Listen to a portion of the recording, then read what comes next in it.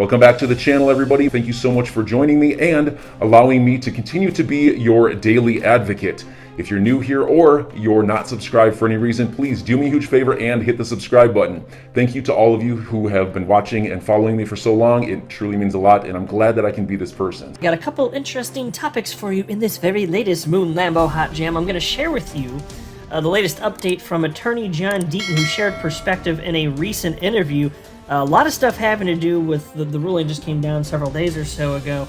And is there going to be an appeal by the SEC regarding the 63 Hinman emails? Because the ruling, which I'm assuming the vast majority of you are aware of at this point, is Judge Netburn did determine again, that the SEC must turn over the 63 emails and 68 drafts having to do with Bill Hinman Ethereum free pass speech. And is the SEC going to appeal? Well, attorney John Deaton had some stuff to say on that. And then there was an alternate settlement theory proposed by my fellow XRP YouTuber, the Digital Asset Investor, which I found rather intriguing. Now, I don't happen to share his perspective, but I think it's really fun to talk about this stuff, and so I'm going to offer a critical take on that, but of course in a friendly and polite way. So anytime I'm challenging anybody's ideas, as is customary on this channel, I want to be super duper clear so that nobody gets offended. I am not attacking the Digital Asset Investor. I think he's fantastic.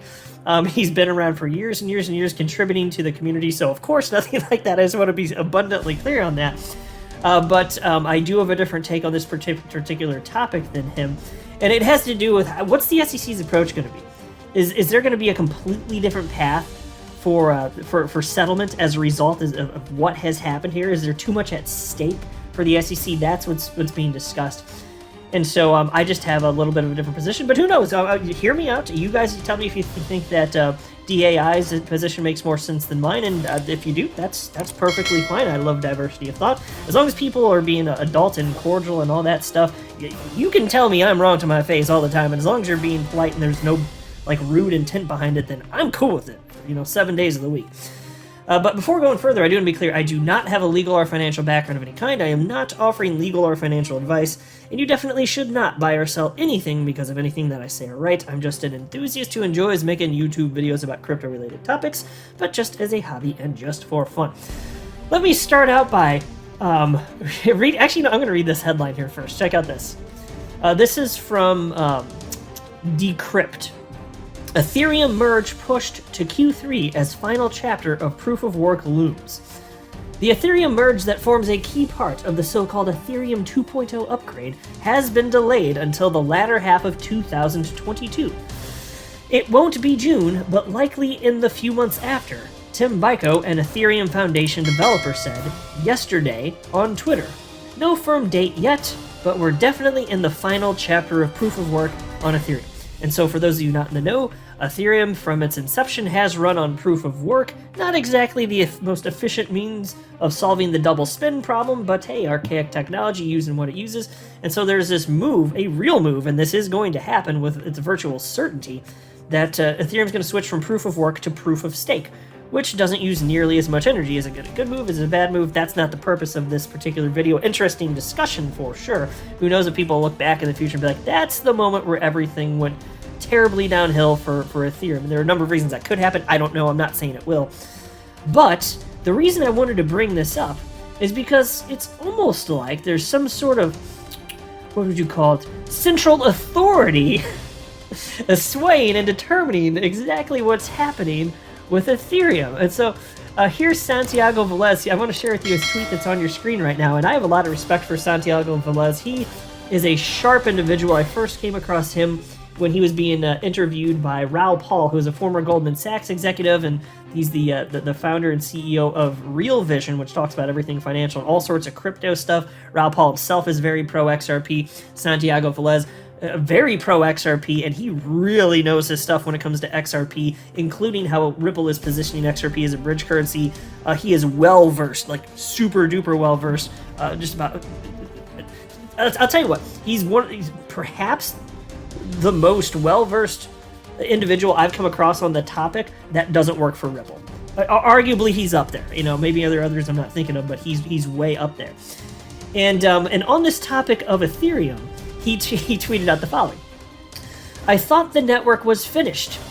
Is there a specific group of people this network is mostly dependent on to make this happen? I want to speak to the manager. Hinman, where are you? Because don't forget, the Billy Boy Hinman Ethereum Free Pass speech from the summer of 2018. In that speech, he stated, look, when we look at Ethereum, we don't see a central authority. And that was a core piece, the most core piece of why Ethereum was not to be viewed as a security. Well, who the hell are these people then deciding that Ethereum is switching from proof of work to proof of stake? And if that is still not a security, how the hell is XRP a security? That's the reason I wanted to highlight that. Look at that shift. Isn't it completely ridiculous? Well, let me share with you some stuff that attorney John Deaton had to say. He was recently interviewed by Tony on the Thinking Crypto YouTube channel, and there's this little clip shared by John Deaton's crypto law organization. I wanted to share it with you. And so, citing the second round of emails that were received by Empower Oversight, which is the organization that sued the ICA, Empower Oversight, they received the second batch of emails having to do with Hinman specifically through their FOIA request with the SEC. And so attorney John Deaton stated the following, and I did transcribe this, so check this out. This is absolutely fantastic stuff. And by the way, I listened to this whole interview. It went on for 40 to 45 minutes. If you guys got a chance to take a look at it, I encourage it. It was a solid listen. I listened while I was walking my pet peeve at the park the other day, which of course is my 7-year-old terrier mix. But anyway, here's what Deaton said. The second batch of emails are from the ethics office itself, where they're flat out saying to Hinman, listen, your retirement really isn't a retirement. You have an ongoing financial interest in the profits of your law firm. That means what, Tony? He's a partner. I'm working at the SEC, right? Simpson Thacher is a major player in securities litigation, and while I'm working at the SEC in this industry, I'm a profit-sharing partner with Simpson Thacher, which means the more clients they get, the more revenue they make, which means the more profits they get. If their clients are successful, they're successful. And we know they're a member of the Enterprise Ethereum Alliance.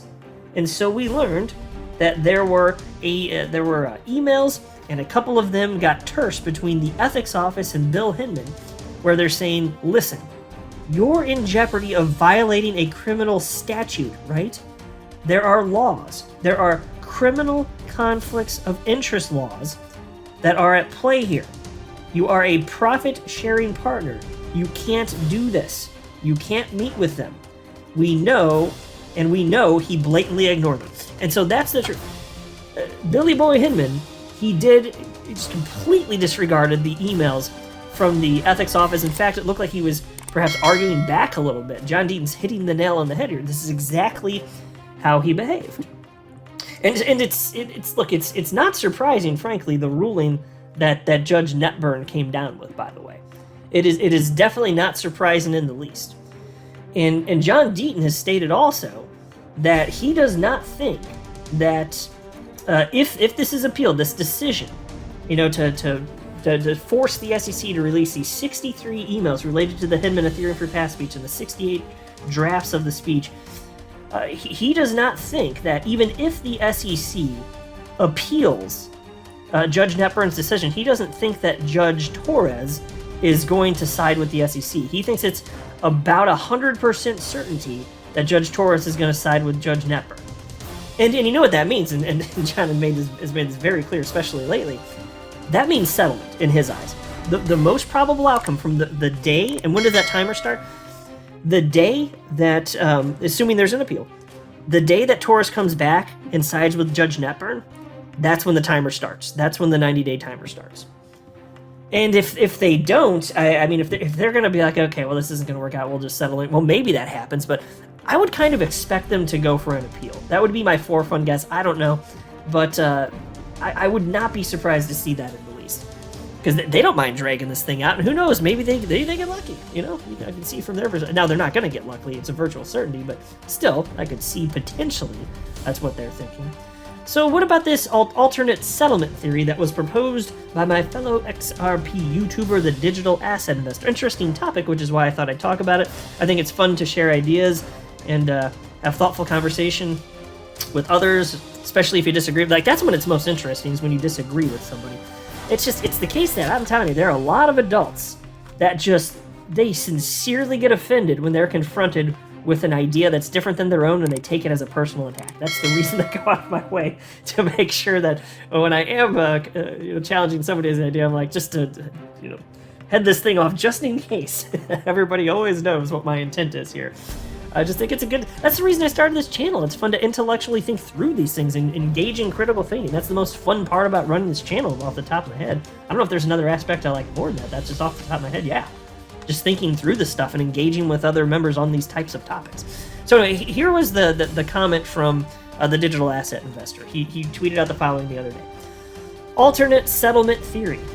Think of the bargaining power the SEC loses if they appeal the Hinman email decision and it's rejected. If I'm them, I work something out beforehand. Think of the bargaining position Ripple is in the second the SEC gets rejected verse before. That's his tweet. So he thinks that it makes more sense for the SEC to try and work out settlement instead of appealing to Judge Torres, because he thinks that if they appeal to Torres, that they're gonna lose some power if that doesn't go well. And so, in my opinion, the digital asset investor's alternate settlement theory, and I don't mean this in a rude way, but I just don't think it makes sense. To me, it's not logical, personally. But the SEC already asked for reconsideration of the 63 Hinman emails, and they got rejected. If they appeal to Judge Torres and get rejected again, nothing additional is lost. Nothing additional is lost. The rejection that occurred already, which was due to a ruling again by Judge Netburn, is not precedent-setting. It is not legally binding for future cryptocurrency lawsuits. So, if the SEC appeals to Judge Torres and they get denied yet again, nothing changes. Nothing new is lost.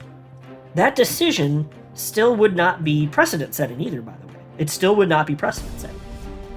It still would not be legally binding for future cryptocurrency lawsuits, especially if there's especially if there's a settlement afterwards. What power does DAI think the SEC would lose for this case and/or future cases by appealing Judge Netburn's decisions? I don't see where any additional power loss would occur. Now that said, I agree with DAI that it's not likely we will ever see the 63 Hinman emails. If the SEC appeals to Judge Torres and loses yet again, I think we're looking at a settlement. But whether they negotiate now or after a failed appeal, the SEC is in the same position. The court has demanded they turn over the 63 Hinman emails. And I'll tell you this too, Ripple's legal team, they know that it's a virtual certainty that Judge Torres is going to side with Judge Netburn on this. It's not going to get overturned. Just like John Deaton said, he said Judge Torres is not going to overturn Judge Netburn's decision. He said that with an incredibly high level of confidence, which I took note of because he was talking about it in that interview with Tony on the Thinking Crypto YouTube channel. You think Ripple's attorneys don't know this? So it's not going to factor into any sort of settlement determination. Everybody knows what's going on here. It's a virtual certainty that Torres is not going to overrule Judge Netburn's decision, and so there's nothing additional at stake for the SEC if they appeal to Judge Torres and they lose. There's nothing additional to lose. There just isn't, as far as I see it. So, interesting idea for an alternate settlement theory, but I personally don't think it's happening. So, you can let me know what you think. I just thought it was an interesting topic for conversation, so I thought I'd talk about it in a video. If you think DAI is right, that's cool. You steal my brows and braettes, you know what I'm saying? It doesn't matter. I don't need people to, agree with me for me to like and respect them. So enjoy your day, everybody. I'm always here for you. Leave any comments or questions below, and be sure to subscribe. But thanks, everybody. I really appreciate you. Enjoy your day, and I always have your back. So thanks so much, everybody.